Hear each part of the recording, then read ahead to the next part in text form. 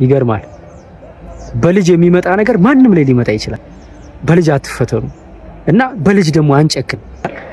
ነገ ጠዋት እኮ ትልቅ የትምህርት ቤት ዳይሬክተር ሊሆን ይችላል፣ መምህር ሊሆን ይችላል። ይሄ ልጅ ራሱ የብዙዎችን ህይወት የሚቀይር ልጅ ሊሆን ይችላል።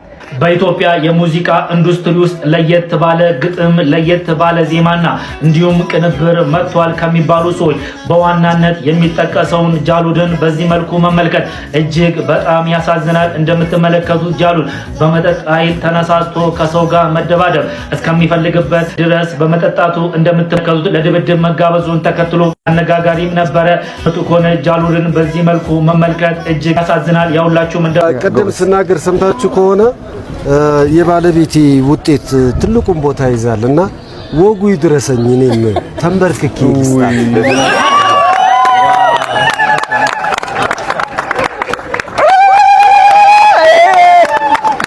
ሰላም የተከበራችሁና የተወደዳችሁ የዚህ ቻናል ቤተሰቦች እንደምን አላችሁ? ዛሬም እናንተን በሚመጥኑ በተመረጡ ቪዲዮዎች ለእናንተ መጥቼላችኋለሁ። ከእናንተ የሚጠበቀው ቪዲዮ እንደምትወዱት ስለማልጠራጠር ላይክ አድርጋችሁ መጀመር ነው። 60,000 ሰብስክራይብ ልንገባ ውስን ሰብስክራይበር ነው የሚጎለን። ሰብስክራይብ ሳታደርጉ የተመለከታችሁ የምትገኙ ሰብስክራይብ ያደርጋችሁ መቀላቀል እንዳትረሱ። ሐሳብ አስተያየታችሁን ወንድማይ ምክራችሁን ኮሜንት ላይ በነጻነት ጻፍ አድርጉልኝ። ወደ ቪዲዮ ሜሪትስ ፕሮፐርቲ እንኳን አደረሳችሁ እያለ ቤተ መንግስት ፊት ለፊት ፍሬንድሺፕ ፓርክ፣ አራዳ ፓርክና ዩኒቲ ፓርክ መሃል እያስገነባ ነው ባለው ውብና ዘመናዊ የመኖሪያ አፓርትመንት በዓሉን ምክንያት በማድረግ የ30% የዋጋ ቅናሽ የተደረገባቸውን የመኖሪያ ቤቶች እንሆ ይሎታል። በጥሬ ገንዘብ 70% ለሚከፍሉ ደንበኞች ባለ 1 መኝታ 3 ሚሊዮን ብር፣ ባለ 2 መኝታ 6 ሚሊዮን ብር እንዲሁም ባለ 3 መኝታ በ9 ሚሊዮን ብር ማግኘት ይችላሉ። በዚሁ መንደር ውስጥ መዋኛ ገንዳ፣ ጂምናዚየም፣ ደረጃውን የጠበቁ ሰፋፊ ሊፍቶች፣ ምቹና በቂ መኪና ማቆሚያ ቦታዎች፣ ዘመናዊ የደረቅ ቆሻሻ ማስወገጃ፣ አውቶማቲክ ጄኔሬተር የተገጠመለት የከርሰ ምድር ውሃና ለተለያዩ አገልግሎት የሚውል ሰገነትን በአንድ አካቷል። እንዲሁም በ10% ቅድመ ክፍያ ቀሪውን በ3 ዓመት እየከፈሉ የቤት ባለቤት ይሁኑ። ለበለጠ መረጃ ከታች ባለው ስልክ ይደውሉ። በመጀመሪያ ቪዲዮአችን ሳምንቱን በስፋት ሲያነጋግር የነበረው የብዙ ኢትዮጵያውያንን ልብ የነካ ኮሜዲያን ያሲን የሰራው ቪዲዮ አለ። እሱም ቪዲዮ እየሞከርኩ ነው የሚለውን እንግዲህ እንመልከትና የራሳችንን ሐሳብ አስተያየት አስቀምጠን ወደ ሌላው ቪዲዮ እንለፍ። ሄሎ ማን ቤት ኪራይ ባለቤት አልነገረችም? ቤት ኪራይ 1 ወር ሳትከፍል 2ኛ ወር መጥቶብሃል። እየሞከርኩኝ ነው ትላለህ። እየሞከርኩኝ ነው። ያንተን ቤት ኪራይ ልከፍል እየሞከርኩኝ ነው። የልጆች ትምህርት ቤት ትምህርት ቤት ልከፍል እየሞከርኩኝ ነው። የሚበሉት አጥተው እየሞከርኩኝ ባለቤቴን አሟታል። ሰው አይደለ እንዴ? ይኸው ተመልከት። ይሄ ልጆች ጌም የሚጫወቱበት ልሸጥ እየሞከርኩኝ ነው። አስብ እንጂ ሁሉም ሰው እየሞከረ ነው። በዚህ ሰዓት እጁን አጣጥፎ የተቀመጠ ሰው አለ እንዴ? ታገሰኝ፣ በቃ እየሞከርኩኝ ነው።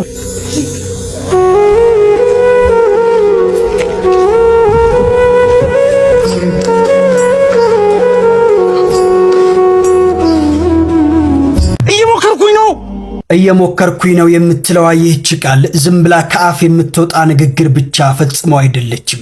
ቃላቱ ከከንፈር ሳይሆን ከልብ የወጣ የብዙዎቻችን የኑሮ ትግልና የውስጥ ስብራት የፈታ ቁልፍ እንጂ። እየሞከርኩኝ ነው የምትለው ቃል በውስጧ የሺህ ሌሊቶች እንቅልፍ ማጣት፣ የሺህ ቀናት የኑሮ ትግልና በሚሊዮኖች የሚቆጠሩ ኢትዮጵያውያን የልብ ትርታ ታዝላለች። በዚህ ቃል ውስጥ መጋደል አለ። በዚህ ቃል ውስጥ ተስፋ አለ። በዚህ ቃል ውስጥ ነገን የማየት ጉጉት አለ። ኮሜዲያን ያሲኖ በዚህ ቪዲዮ የኢትዮጵያውያንን የዕለት ተዕለት ውጥረት፣ የኑሮ ውድነትና የስነ ልቦና ጫና በመስታወትነት አሳይቶናል። እየሞከርኩኝ ነው ማለት አልተሳካልኝም ማለት ግን ፈጽሞ አይደለም። ይልቁንም እየደከመኝም ቢሆን አልቆምኩም የሚል የጀግንነት መግለጫ ነው። ቪዲዮው የብዙዎቻችን ልብ የነካው ሁላችንም በፈገግታችን ጀርባ የደበቅነው ጭንቀትና የመትረፍ ትግላችን አውጥቶ ስለዘመረው ነው። መሞከር ራሱ ትልቅ ድል መሆኑን ያሲኖ በኪነ ጥበቡ አስመስክሯል። ምንም እንኳን ሸክሙ ቢከብደንም በያሲኖ ቃል ውስጥ ሁላችንም የራሳችን ታሪክ አግኝተናል። አሁንም ቢሆን እየወደቅን እየተነሳን መሞከራችን እንቀጥላለን። ሌላው ደግሞ እንግዲህ እጅግ በጣም በሚያሳዝን መልኩ ሌላ ጦርነት ሊፈጠር እንደሆነ በተለያዩ ሶሻል ሚዲያዎች ላይ ተመልክታችሁታል ብዬ አስባለሁ። እጅግ በጣም ትልቅ ዕውቀትን እናገኝበታለን ብዬ አሰብኩት አንድ ቪዲዮ አለ። ቪዲዮ እንመልከትና ወደ ቀጣይ ቪዲዮ እንለፍ። ከእንደገና ጦርነት ምንድነው እየሰማን ያለነው? የትኛው ጦርነት ነው የሚጀመረው?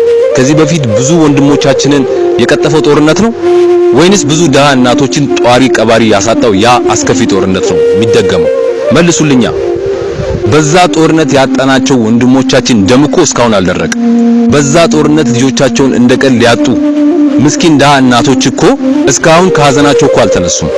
በስተርጅና የወላድ መካኑ ነው ጧሪ ቀባሪ አተው የሚያለቅሱ እኮ ብዙ እናቶች አሉ። ያ ጦርነት ነው የሚደገመው? ወንድም ከወንድሙ በሚያደርገው ጦርነት እኮ አሸናፊም ተሸናፊም የለም። ማን ነው ባለፈው ጦርነት ላይ ያሸነፈው? እስቲ ንገሩኝ፣ ማን ያሸነፈው? ከዚህ በፊት በዛ አስከፊ ጦርነት ያለቀሱ የወላድ መካን የሆኑ ጧሪ ቀባሪ ያጡ እናቶች ሳያንስ አሁንም ሌሎችንም እንደዛ ልታደርጉ ነው? ሌሎችንም የወላድ መካን ልታደርጉ ጧሪ ቀባሪ ልታሳጡ ነው? ሌሎችንም እናቶች ልታስለቅሱ ነው ወይ? ኧረ ይብቃ ባካችሁ። ወጣቱ እኮ በሀገሩ ተስፋ ቆረጠ። ይሄን የመሰለ አረንጓዴ ለምለም ሀገር እያለው እንደምታዩት ሊቢያ ላይ ሰው ሀገር ላይ ይንከራተታል፣ በበረሃ ማለት ነው።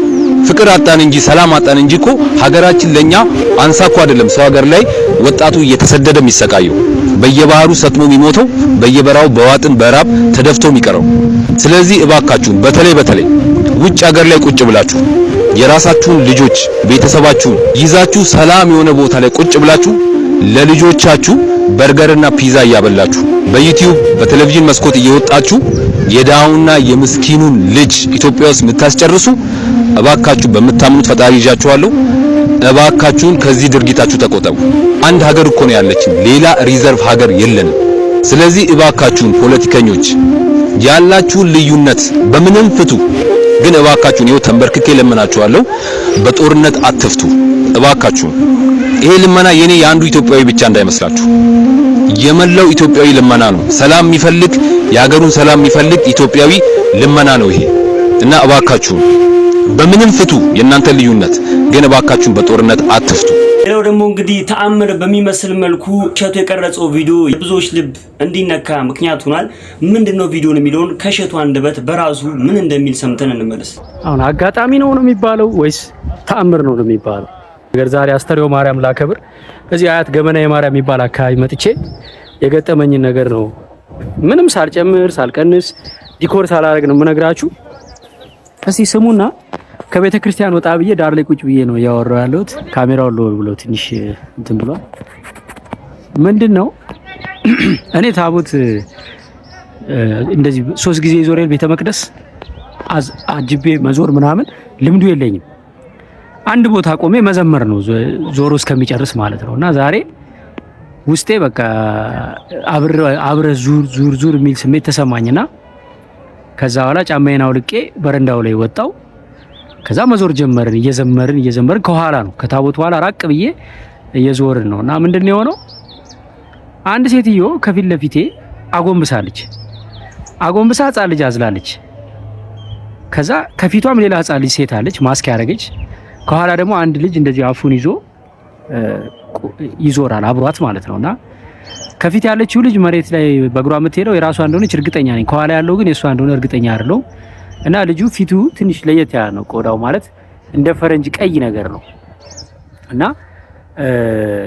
አፉን ሸፍኗል፣ ቆርቧል ይመስለኛል። ሴትዮዋ እንደዚህ አጎንብሳ ነው የምትሄደው። የ3 ዓመት የምትወልድ ልጅ አዝላለች። ማዛያ አልተጠቀመችም፣ የሆነ ጨርቅ ነገር አላሰረችም። እንዲሁ ዝም ብላ በእጇ ነው ያዘለቻት እና አንድ ዙር ዞሯል ታቦቱ። እየተሽሎኮሎክ ሄጄ የሆነ ቦታ ስደርስ ነው ሴትዮ ያለችው። ሁለተኛ ዙር ሊዞር ሲል በቃ ማለት እኔ ያው ከወለዳችሁ በኋላ ነው ልጅን መሸከም ምን ያህል ከባድ እንደሆነ የምትረዱትና ልጅን እንደዚህ አጎንብሶ አዝሎ መዞር ከባድ እንደሆነ ፊል አረኩኝ።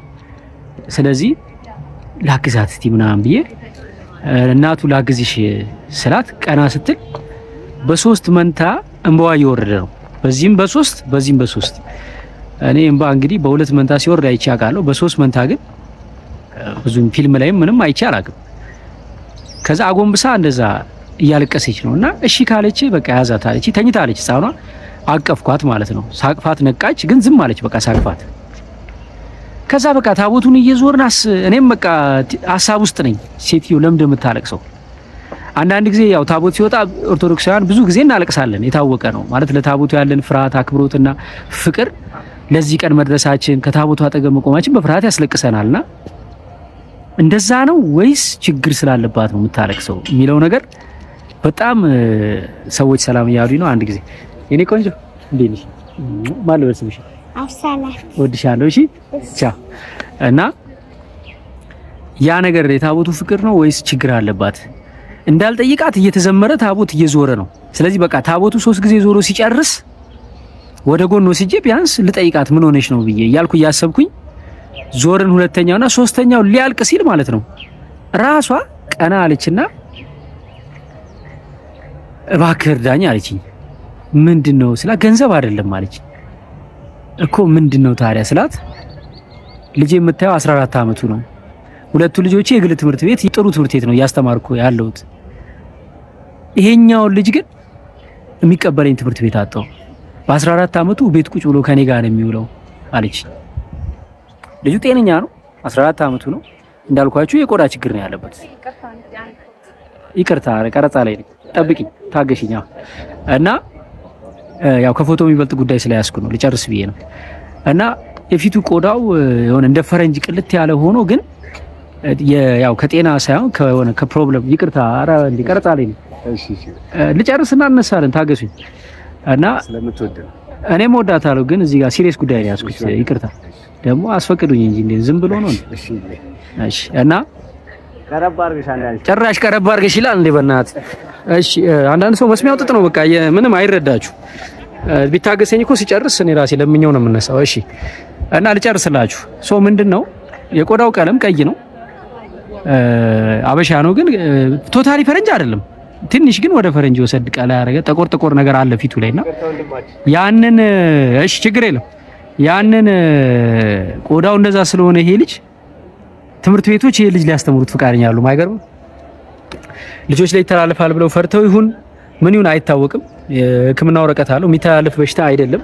የ14 አመት ልጅ ይዛ ትምህርት ቤት አልገባም። ቤት ቁጭ ብሏት አዲስ አበባ መሀል ከተማ እህቶቹ ታናናሾቹ እየተማሩ እሱ ቤት ቁጭ ብሎ ነው የሚውለው። ስለዚህ በሶስት መንታ እያነባች ታቦቱን እመቤታችን የምትማጸነው ለካ ለልጇ ትምህርት ቤት ለማግኘት ሌላ ምንም ነገር አይደለም የፈለገችው። እና እኔ ምንድነው ስልኳን ልንገራችሁ፣ ትምህርት ቤት ዳይሬክተሮች ካላችሁ፣ የትምህርት ቤት ባለቤቶች፣ ይሄ ልጅ እንደማንኛውም ኢትዮጵያዊ መቼም ነገ ጠዋት የት እንደሚደርስ ምን ይታወቃል? ነገ ጠዋት እኮ ትልቅ የትምህርት ቤት ዳይሬክተር ሊሆን ይችላል፣ መምህር ሊሆን ይችላል። ይሄ ልጅ ራሱ የብዙዎችን ህይወት የሚቀይር ልጅ ሊሆን ይችላል። ግን ቆዳው ከሌሎች ስለተለየ ብቻ እንዴት ትምህርት ይከለከላል? እረዳችኋለሁ። ያው ትምህርት ቤቶች ይሄን የሚያደርጉት ከኛ ከወላጆችም ተጽዕኖ ነው። እኛ ወላጆች አንዳንድ ጊዜ ጨካኝ ነን። ልጄ ከእንዲህ አይነት ልጅ ጋር እንዴት ቁጭ ብሎ ይማራል እንላለን። አካል ጉዳተኛ ሲሆን በዊልቸር የሚሄድ ልጅ ሲሆን ልጆቻችንን እንዴት እዚህ ክፍል አምታችሁ ታስተምራላችሁ እንላለን። ግን ይገርማል፣ በልጅ የሚመጣ ነገር ማንም ላይ ሊመጣ ይችላል። ከ3 አመቱ በኋላ ነው እንደዚህ ሆኖ ብላኛለች እናቱ። በልጅ አትፈተኑ እና በልጅ ደግሞ አንጨክን እባካችሁ። ይሄን የምታዩ ዳይሬክተሮች፣ የትምህርት ቤት ባለቤቶች ስልኳን ልንገራችሁና ደውሉላት 0904 13 50 63 ብላችሁ ደውሉላትና የትምህርት እድል ልጇ እንዲያገኝ እርዷት። በተቀመጡት ቁጥሮች እናንተም እየደወላችሁ እቺ እናት መታገዝ አለባት፣ ልጇም ደግሞ ትምህርት ቤት መግባት ስላለበት ሁላችንም የበኩላችንን አስተዋጽኦ በመወጣት እቺ እናት እንዳታለቅስ ሁላችንም የቻልነውን ማድረግ ይኖርብናል ብዬ ስላሰብኩኝ ነው ይሄንን ቪዲዮ ይዤላችሁ የመጣሁት። ሌላው ደግሞ ከአዶናይ ጋር የትና ተገናኝታለች። እጅግ በጣም ልብ የሚነካ ንግግርንም ስትናገር ነበር። ሰምተነው እንምጣ። ወደሌን ብያለሁ ፀሐይ ወስዶ ብርሃን ወስዶ ጨለማ የሚያመጣ ክፈሉ እንመልከት እንጨርሳለን። ሜሪትስ ፕሮፐርቲ እንኳን አደረሳችሁ እያለ ቤተ መንግስት ፊት ለፊት ፍሬንድሺፕ ፓርክ፣ አራዳ ፓርክና ዩኒቲ ፓርክ መሃል እያስገነባ ነው ባለው ውብና ዘመናዊ የመኖሪያ አፓርትመንት በዓሉን ምክንያት በማድረግ የ30% የዋጋ ቅናሽ የተደረገባቸውን የመኖሪያ ቤቶች እነሆ ይሎታል።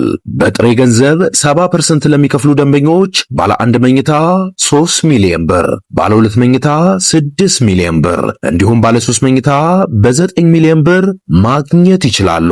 በዚሁ መንደር ውስጥ መዋኛ ገንዳ፣ ጂምናዚየም፣ ደረጃውን የጠበቁ ሰፋፊ ሊፍቶች፣ ምቹና በቂ መኪና ማቆሚያ ቦታዎች፣ ዘመናዊ የደረቅ ቆሻሻ ማስወገጃ፣ አውቶማቲክ ጄኔሬተር የተገጠመለት የከርሰ ምድር ውሃና ለተለያዩ አገልግሎት የሚውል ሰገነትን በአንድ አካቷል። እንዲሁም በ10% ቅድመ ክፍያ ቀሪውን በ3 ዓመት እየከፈሉ የቤት ባለቤት ይሁኑ። ለበለጠ መረጃ ከታች ባለው ስልክ ይደውሉ። የቤት ኪራይ ከፍለን እንቀምጣለን። ለዚህ ክፈሉኝ ባሉ እንደምንከፍል እንደ ቤት ኪራይ ክፈሉኝ ቢል ምን እንከፍለዋለን? ይሄ ነው በቃ ለሰው ልጅ። እኔ አሁን ተማሪ ስተማሩ ራሴን አጠፋለሁ። ኑ እንዳታጠፉ ራሳችሁ። የእናንተ ህይወት ለኔ ዋጋ አላት እላችኋለሁ። ለምን ኦክሲጅን ተሸከሙልኝ እላችኋለሁ። ስንት ልጆች አሉ አሁን ራሳቸውን ከማጥፋት የሆነ ነገር በቃ እንዴ ነው ተምረው ውጤት አልመጣ ሲላቸው ስራ ላገኝ ሲሊንደር የትና የት ይሄን ሁሉ ተሸክመሽ ነው የምትለው። እግዚአብሔር ከዚህ በላይ ነው የተሸከመን አልኳቸው። ለኔ ሲሊንደር ነው አይደል ተሸክማችሁ የከበዳችሁ። እግዚአብሔር ደግሞ እኛን ሲይዘን ከዚህ በላይ ነው የተሸከመን። ባህሪያችን፣ ማማረራችንን፣ ማጣታችን ሁሉን ነገር እየቻለ እሱ የቻለውን ያህል እኛ ሩቡን አንቻቻለን። እግዚአብሔር መቻል መስጠት ትልቅ መልእክት ነው ለኢትዮጵያውያን እውነት ለመናገር እና አሁን እኔ እዛ ቪዲዮ ላይ ስናገር አንድ ያልኩት ነገር ምንድነው መንፈሳዊ ነገሮች ላይ ምንም ድጋፍ እንደማያስፈልግሽ አውቃለሁ። እንደውም አንቺ ልጅ የምታስተምሪኝ የኢትዮጵያ ሕዝብ ካንቺ መማር አለበት የበለጠ። ግን በዓለማዊው ነገር ላይ የማግዘው ነገር ካለ እድሉን ብትሰጪኝ በጣም ደስ ይለኛል ለማገዝ ብነሳ። እናም ቃልም ገብቼልሻለሁ አይዞሽ። እና አሁን ይሄ በየቀኑ 2000 ብር እየከፈልሽ ነው ኦክሲጅን የምታስቀይሪው። ከዛ ደግሞ አንዲት ማሽን አለችሽ። እስኪ ወንድሜ ማሽኗን አቀብለኝ። ከጓደኛሽ ነው የተበደርሻት አይደለ ለጊዜው። እቺ ማሽን ደግሞ ይሄ ሁሉ ታንክ እንትን ኦክሲጅን ታንክ ተሸክመሽ እንዳትዞሪ ታደርግሻለች ማለት ነው። ቤተክርስቲያን ታስገባሻለች። ዋጋዋ ደግሞ ስንት ነች? 700 ሺህ ብር ነች። እዚህ ሀገር የለችም፣ ከውጭ ሀገር ነው የምትመጣው። ኦኬ ሶ እኔ አሁን ቃል ምገባልሽ ምንድነው መሰለሽ እቺ ማሽን እንድትገዛልሽ አደርጋለሁ። ያው በአቅሜ እኔ መግዛት ብችል ይሄ እዛ ደረጃ ደርሳለሁ አንድ ቀን ታያለሽ የትናይት። ግን አሁን አቅሙ የለኝም ባንዴ ለመግዛት። ይሄ ብዙ ካምፓኒዎች ግን ይኖራሉ ለማገዝ፣ አንቺን ለማገዝ ልባቸው ተነክተው አንቺን ለመርዳት ይመጣሉ በእርግጠኝነት። ዓለማዊ ነገር ላይ ሙሉ እናደርገዋለን። እሺ አይዞሽ፣ ይሄም ይገዛል፣ እናስልከዋለን። ከየትም ፎቶ አነሳትና እቺም እንገዛታለን። ከዛ ደግሞ ይሄኛው ለምንድን ነው የሚያስፈልገው? ቤት ውስጥ ስትሆኝ ብቻ። ቤት ውስጥ ግዴታችን ብትኖር ግዴታ ይሄ ኦክሲጅን አይቋረጥ። ትልቅ ኦክሲጅን አለሽ ቤት ውስጥ? አሁን ሲሊንደሮች አሉ፣ 6 ሲሊንደሮች አሉ። እስኪ አሁን ትልቁ ሲሊንደር ስንት ነው ለመሙላት ኦክሲጅን? እሱ ለስንት ያገለግልሻል? መጀመሪያ ትልቁ እኔ ያለሁበት አካባቢ ኦክሲጅኑ የለም። እሺ ኦሬዲ ድሬዳዋ ነው ጀማስሞላ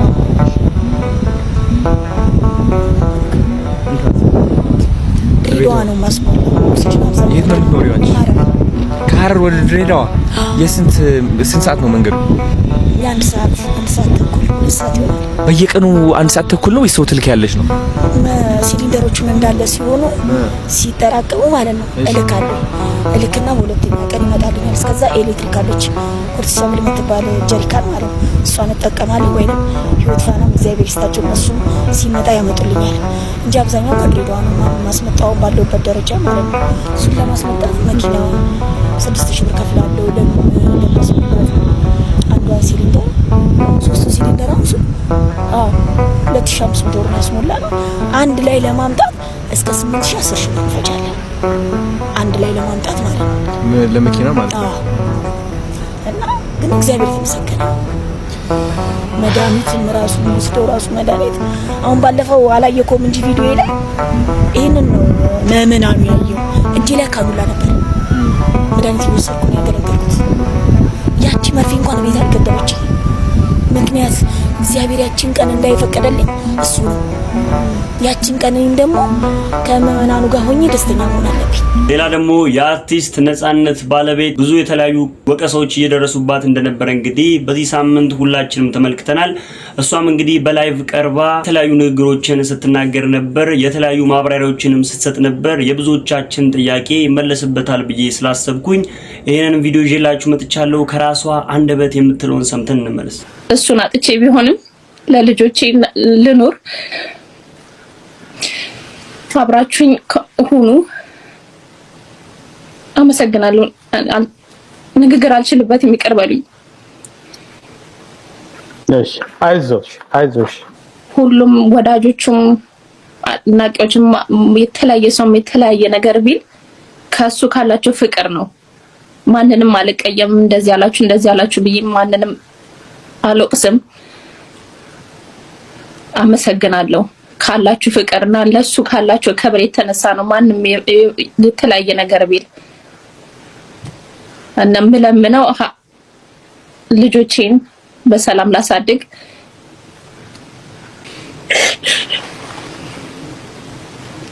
በስነ ስርዓት አልተሰናበትኩትም፣ ብቻዬን አላገኘሁትም። እነዚህ የህዝብ ነው፣ ግን ለኔም የኔ ነበር። አጣሁት። ብቻዬን አላለቀስኩም፣ ሁሉም ከጎኔ ነበር።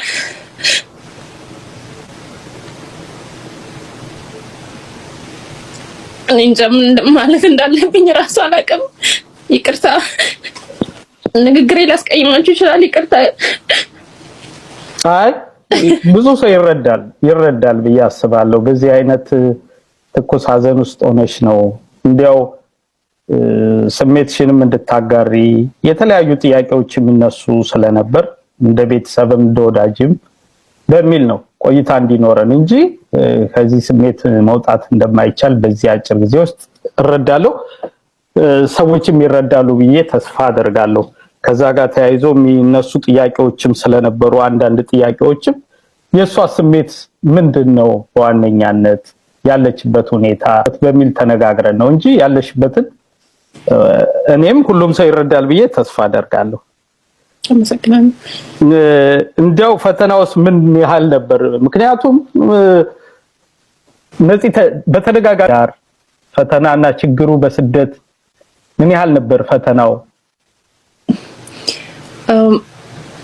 አላማ ነበረን ሁለታችንም ልጆቹ እስኪያድጉ ድረስ ትምህርታቸውን እዚህ ሀገር ሆነው እንዲከታተሉ፣ ትምህርታቸውን በጥሩ ሁኔታ ከተከታተሉ ማንኛውም ዓለም ላይ ሆነው ይሰራሉ የሚል እምነት ነበረን ሁለታችንም። ለዛ ነው እኔ ልጆቹን ቁጭ ብዬ እዚህ በሆንም ግን በየደቂቃው ትንሽ ነገሮችን እንኳን ከሱ ጋር ነበር የምማከረው በእነሱ ጉዳይ። ራሳቸውን አመማቸው፣ ልውሰዳቸው ሐኪም ቤት አልወሰዳቸው፣ ይሄ ጥያቄ ራሱ ከሱ ጋር ነበር የምማከረው። ብቻዬን እዚህ በአካል ሆኜ ባሳደጋቸውም አንድ ላይ ነበርን። ሳንወያይ ምንም ነገር አድርገን አናውቅም። ይሄን ያጣሁት ባለቤቴን ያጣሁት የልጆቼን አባት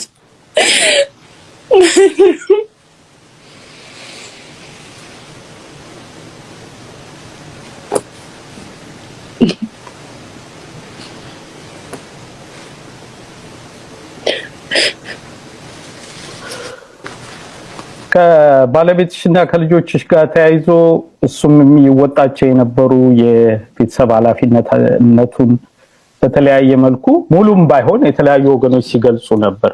ለቤተሰቡ ምን ያህል ፍቅርና ኃላፊነት ያለው ሰው መሆኑን በቅርብም ደግሞ በእርግጠኝነት የማያውቁ ሰዎች ስለማቅ እንደው ሌላው ሰው እንዲረዳ በሚል ነው ጥያቄዎቹን ማነሳው የበለጠ ከዚህ አንፃር የነበረውን ጫና ልጆቹን በአግባቡ ለማሳደግ የነበረው አባታዊ ኃላፊነት አሁን የተተውን ችግር ይጠቁማል ብዬ አስባለሁ። ምክንያቱም እሱን ካጣችሁ ቤተሰቦች ለዛሬ ጀላችሁ የመጣሁት የተመረጡ ቪዲዮዎች እነዚህን ይመስሉ ነበር። እንደወደዳችኋችሁ ማልጠራጠርም ቪዲዮን ላይክ ሳታደርጉ ጀምራችሁም ላይክ ማድረግ እንዳይረሳ። ሐሳብ አስተያየታችሁን ወንድሜ ምክራችሁን ኮሜንት ላይ አስቀምጡልኝ። ቀጣይ በተመረጡና አዳዲስ ቪዲዮዎች እስከምንገናኝ ድረስ ቸር ሰንብቱ።